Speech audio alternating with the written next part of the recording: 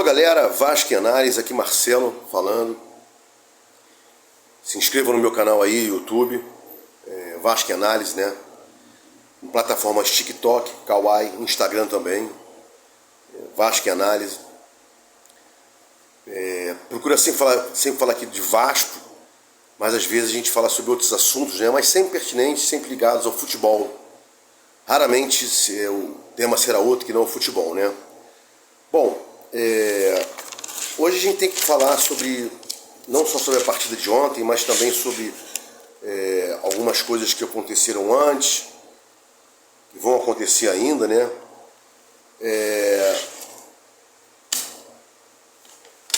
O Santos foi à CBF, né, e pressionou lá através do Galo, né? Galo, que foi jogador do Santos, hoje é diretor, preposto em geral, e foi lá pressionar a CBF para que supostamente o Santos não fosse mais prejudicado, né? O Vasco tem que ir à CBF. Parece que o Paulo Brax foi semana passada ou retrasada, mas não está surtindo efeito. O Vasco vem sendo prejudicado. O pênalti ocorrido no PEC, se foi pênalti não, é discutível. Mas o cara jogar a bola na mão do Léo Pelé, a meio metro dele, sem reação, o braço praticamente para baixo, não tem como ficar colado no corpo e o juiz marcar pênalti, depois não ir ao VAR, não ir à tela para verificar, só ficar pelo ouvido escutando, isso é um absurdo. E o Vasco vem sendo prejudicado aí ao longo do campeonato. Já falei aqui em outros vídeos.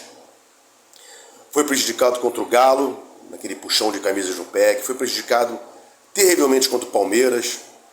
Foi prejudicado em outros jogos. É tanto jogo que você acaba esquecendo, né? E ontem foi prejudicado no lance do pênalti, que a bola bateu na mão do Léo Pelé. A questão se foi pênalti no PEC é até discutível, né? Silas falou aí no Sport TV, salvo engano, ou ESPN, não lembro bem, ex-jogador do São Paulo, clubista como ele é. Não, houve ali um traçapé. Cara, traçapé é pênalti, impede o movimento normal do PEC. Se impede o movimento normal do PEC, é pênalti. Então falar que foi traçapé, que houve e que o pé do rapaz foi colocado lá entre as pernas do jogador do PEC, para que ele pudesse ficar em pé, isso é um absurdo, né? Então, quando a pessoa não é idiota e faz comentário idiota, como é esse do Silas, com todo respeito, por ser clubista ou não, tem a questão da ajuda aí, né, aos outros times. Notadamente, já falei aqui, não quero ser prejudicado, não quero ser ajudado, mas prejudicado também não quero, e parece que o Vasco continua sendo amplamente prejudicado, né? Nos dias depois de jogo, não faço pós-jogo no dia, que é o dia de relaxar, e cabeça quente você pode falar alguma besteira, e minha proposta não é essa. Hoje é domingo, revi o jogo, analisei várias situações, ouvi e vi várias coisas, né? Porque a comunicação não é privilégio e exclusividade do jornalista, qualquer um pode se comunicar. Eu estou aqui me comunicando com os vascaínos, notadamente, ou quem quiser uma fala não ligada a fanatismo, aquele cara boçal, que tudo é a favor do Vasco, o Vasco contra todos. Não, aqui é uma conversa de torcedor, comunicador, sóbrio, né? Sem ser aí um cara que fica... e sem fomentar ódio ou qualquer outro tipo, né, de problemas com times adversários, né? Sempre a minha frase, meu lema: adversários sim, inimigos não, né? Bom, venho falando aqui em alguns vídeos, já há bastante tempo, que o Marlon rende melhor pela esquerda e o PEC rende melhor pela direita. Foi o que aconteceu ontem. No melhor momento do Vasco no segundo tempo, contra o São Paulo, Marlon pela esquerda e o PEC pela direita. O problema do PEC, e os dois pontas construindo com a perna trocada, né? Construindo por dentro com a perna trocada e dando profundidade, ou permitindo a profundidade, né? Supostamente é o Paulo Henrique pela direita e pelo Piton pela esquerda, né? Então, o Vasco, quando começou a jogar essa função, com a inversão aí do Peck e do Marlon, antes do Marlon sair, né? Que ele, em tese, colocou o Payet e teria que colocar. Imagina só um jogador que ganha acima de R$1 milhão, está num banco, 0-0, jogando dentro de casa, Vasco tendo que vencer e não colocar o Payet. Mas já falei aqui, o Payet não é um jogador que estão pensando que ele é. Ele não é meia clássico e não é aquele cara, aquele ponta. É um cara que vai fazer o segundo homem de ataque aí, trocar figurinhas com o Verratti. Sendo interessante, vai jogar no 4-4-2 quando tiver com o Payet. Ou, se não tiver no 4-4-2, quando o Payet entrar, passar para ser 4-4-2. Não adianta jogar no 4-3-3 com o Payet, que ele não é esse atacante aí, esse meio atacante, que vai fazer a função até para compor no meio de campo, para fazer a transição defensiva, né? Então não é isso o caminho. Então o Marlon pela esquerda bem, já jogou contra o Bragantino assim muito bem lá, junto com o Piton, Praxedes e o Verratti, fazendo balanço pela esquerda. E agora o Peck muito bem também pela direita, né? A gente tem que ter isso em mente. O jogador tem uma função e essa função tem que ser colocada a melhor que ele faz em campo. E o Marlon vai melhor pela esquerda e o Peck pela direita. Friso aqui, a minha questão com o Peck é que quando ele joga pela esquerda, ele ajuda bastante na transição defensiva ao Piton, que é o lateral mais avançado, quando o Vasco não joga com o Pumita, né? Quando o Vasco joga com o Pumita vai e não volta. E o Marlon e o Peck pela direita, ele também ajuda na marcação, mas não precisa ajudar tanto assim como precisa ajudar o Piton. Então esse é um ponto também que a gente tem que pensar, né? Mais uma vez, Léo Jardim muito bem, pegando pênalti, inclusive, para quem diz que ele não pega pênalti. Teve outro dia aí um jornalista, torcedor jornalista, né? Não, porque o Jardim tem que pegar pênalti, como se fosse obrigação do goleiro pegar pênalti. Não é. Ele pode ir bem nas cobranças, mas pegar pênalti não é obrigação dele, né? O Michael bem também, tirando bastante bolas, mas friso aqui, tem que ter um cuidado maior com o Michael, que ele é muito pesado. Então tem que ser aquele jogador que fica na sobra e ir para um contra um, num espaço menor de campo, sem que o atacante possa progredir com a bola. Por exemplo, se ele pega um Soteldo, como pegou aí contra o Santos, deita e rola, e não tem como desfazer isso aí, né? Ou você é um zagueiro que tem tempo de bola, ou você é rápido, né? E o Michael tem que ser no mano a mano, na sobra, e não no mano a mano ou um contra um, né? Já que contratamos o Medel para ser volante, depois se percebeu que ele tinha que ser zagueiro, né? Erro de contratação aí. A gente tem que manter o Maicon e o Capasso como bons reservas, Léo e Medel como titulares, Maicon e Capasso como reservas. E tendo ainda o Miranda na reserva, Zé Vitor, e esse pessoal aí que um dia vai poder chegar e com mais profusão vestir a camisa do Vasco. Nenhum desses que eu falei são jogadores ruins, Miranda inclusive joga pela direita. E o Zé Vitor é um garoto, ainda tem que pegar mais confiança, né? E esse momento aqui, as pessoas falam, mas o Ramon Dias, treinador do Vasco, dá pouca opção para os crias. Nesse momento, cria ajuda, mas não é o sustentáculo. O supedâneo aí, para um time que está querendo sair da zona de rebaixamento, e saiu ontem a um ponto, vão ser Palmeiras hoje, não pode ser com garoto, tem que ser com adulto, e parrudo, adulto que seja parrudo, no sentido figurado, né? Tem aí atitude, né? E etc. O Léo foi ingênuo, né? Ele podia ter saído um pouco mais da área quando foi lá na situação do pênalti, mas aquilo não foi pênalti aqui nem na China. E outro dia eu falei que a China tinha sido passada pela Indonésia, não é Índia, faço uma correção aqui, não é errata, né? Não é pênalti nem aqui, nem aqui, nem na Índia, né? Que já passou a China na população, então vamos mudar aqui o ditado. Não foi pênalti. O jogador do São Paulo, o Rames, joga a bola em cima do braço, uma atitude malandra, né? Futebol, como também fez a malandragem do futebol lá o Soteldo, como fazia o Dé, né? E isso aí é do jogo. Léo tinha que ser um pouco mais esperto para evitar essa bola na mão, mas se ele ficasse com o braço fechado, se o jogador colocasse a bola para o lado, ele não teria como se mexer, porque o braço é o começo, é o start do movimento. Mas não foi pênalti, mais uma vez, outra vez, novamente, estou sendo aqui redundante, o VAR não salva o Vasco, o VAR não obriga o juiz de ir lá e falar assim, foi isso aqui e tal. Não gosto de ficar reclamando de arbitragem aqui, mas é o que vem acontecendo, né? O juiz não foi o monitor, parece um complô, né?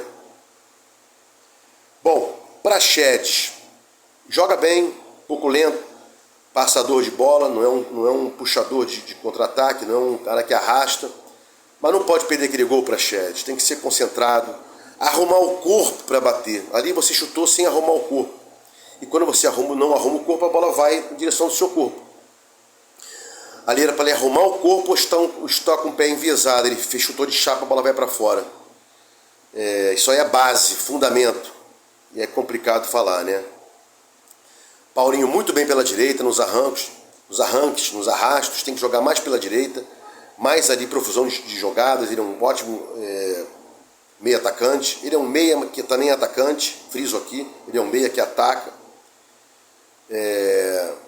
e temos que pressionar para que haja mais esse tripé aí, né? Zé Gabriel, Praxedes e Paulinho na marcação, com mais um no meio de campo, como foi o Marlon, no segundo tempo, inclusive, contra o São Paulo, enquanto não saiu, no primeiro tempo também. O Marlon foi muito bem também contra o Santos, né? A gente não merecia perder daquela forma, não merecia nem empatar, era para ter ganhado do Santos. Mas, o que eu posso fazer, né? Do jogo. Bom, o Paulinho não joga agora no próximo jogo, vai ter um buraco no meio de campo ali. Colocar quem? Serginho é uma, Peck é outra, mas quem vai, Sebastião pela direita, tem que ser um homem de meio de campo. Então, respondendo aqui a pergunta que eu fiz aqui, uma enquete tal, tem que ser alguém do meio de campo que construa, também faça a transição defensiva, porque senão vamos jogar só com dois meio de campo, Zé Gabriel e Praxedes, tem que ter três pelo menos, um quarto homem voltando para ajudar, Marlon Gomes, ou o próprio Peck no 4-3-3, tem que ter maior número de jogadores no meio de campo. O Vasco Fortaleza, o próximo jogo, temos que pensar nisso. O Vasco cansou muito calor, e jogamos com linha média. Imagina se o Vasco estivesse jogando com a linha alta, pressionando a saída de bola do São Paulo. O desgaste ia ser muito maior. Então, jogando em São Januário, temos que pressionar, linha alta, não é por aí. As coisas não são assim, né? O Verrete pode ser um pouco mais da área nas tabelinhas com o Serginho, caso entre para jogar, com o Praxedes, e liberar um pouco mais de espaço para quem entre na área. Praxedes de cabeça, um construtor, um atacante construtor por dentro também. É legal que o Verrete faça essa saída de vez em quando para puxar a marcação, para se criar um buraco ali, né? Profundidade não é só pelos lados, né? A gente também pode ter uma profundidade do meia entrando na área, com a marcação sendo arrastada por quem está saindo dela, no caso o Verrete, né? Como eu já falei aqui em outros vídeos, o Payet não é o 10 clássico, não está se mostrando também um meia construtor, um ponta construtor, então tem que rever aí, segundo atacante, talvez fosse o caminho para o Verrete aí ser o segundo atacante, né? E não um ponta ou o 10 clássico, que não é a função dele, né? Payet foi uma contratação ruim em absoluto, como o Pedro também não foi, né? A gente contratou o segundo maior artilheiro, já falei isso aqui em outros vídeos, segundo maior artilheiro do Campeonato Brasileiro em 2022, aí a gente contrata o Pedro Raul, ele não roda, e o Payet ainda vai rodar, só que muito calor, Ele é um jogador forte, pesado, então demanda um pouco mais de tempo aí, né? A diferença de temperatura, de clima da França para o Brasil. Isso é óbvio. Outra coisa, vi muitas pessoas falando, o Vasco jogou muito retrancado contra o São Paulo, linha média e tal. É o São Paulo, campeão da Copa do Brasil. Essa palhaçada de falar, aqui é Vasco, aqui é Botafogo, aqui é Fluminense, aqui tá Flamengo. Não, se a gente tiver ruim, tiver um time melhor que o nosso, a gente tem que jogar com inteligência. E eu não sei se o Vasco, caindo para dentro do São Paulo com linha alta, se não fosse deixar um buraco no meio de campo, ou melhor, um buraco entre as linhas, né, sobre a primeira linha e entre a segunda linha, e o São Paulo poderia jogar ali. Então, o Ramon Dias pode ter treinado isso para evitar esse jogo entre linhas, esse espaço entre linhas, joga com uma linha média, que ele diminui o buraco entre as linhas. É uma forma inteligente de pensar. E a gente tinha o Peck e o Marlon para correr, e o Verratti também tem certa velocidade. Se você não joga com jogadores com velocidade, e uma pena o Rossi não está no jogo de ontem, você não pode jogar na linha média. Tem que jogar na linha alta, um time mais posicional. Mas como a gente tinha jogadores, friso aqui, com velocidade, o Vasco pode jogar na linha média. E é o São Paulo campeão da Copa do Brasil, né? O Vasco, o Paulinho também é um jogador que tem velocidade. O Praxedes pode pegar a bola e passar para os caras. É o São Paulo, o atual campeão da Copa do Brasil. Então tem que respeitar, como o Vasco respeitou. O Vasco respeitou bastante o São Paulo. E um pontinho a mais, né? Se tivesse dado aquele pênalti lá no Peck, que eu acho que foi Peck, que muda o posicionamento do Peck, bate no corpo dele, ele cai no movimento normal para fazer a jogada. Mas contra o Vasco é difícil haver pênalti, né? Bom, seguindo aqui, e já caminhando para o final do vídeo, para não ficar muito grande, já está extenso demais, peço aqui a sua inscrição no canal, YouTube, TikTok, Kawaii e Instagram. Dê o like se gostarem do conteúdo, né? O Vasco, por vezes, foi melhor que o São Paulo no segundo tempo. No meu tempo, achei um jogo muito truncado. O Vasco, por vezes, foi melhor que o São Paulo no segundo tempo. Friso aqui, repiso. Mas o jogo tem 45 minutos, 50, 55. E, no geral, o São Paulo é um grande time, desfalcado, inclusive, com grande técnico, né? E muita movimentação no meio de campo. Por isso, o Ramon espelhou ele, botando bastante gente no meio de campo. E a gente é fraco nesse fundamento ainda. Tem o Lucas, tem o Rames, é um time qualificado.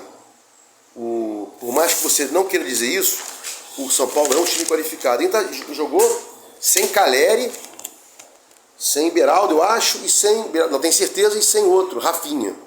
Então, foi uma sorte a gente ter não jogado tão bem, como a gente não jogou com o América Mineiro, a gente ganhou, e a sorte não bate duas vezes no mesmo lugar, né?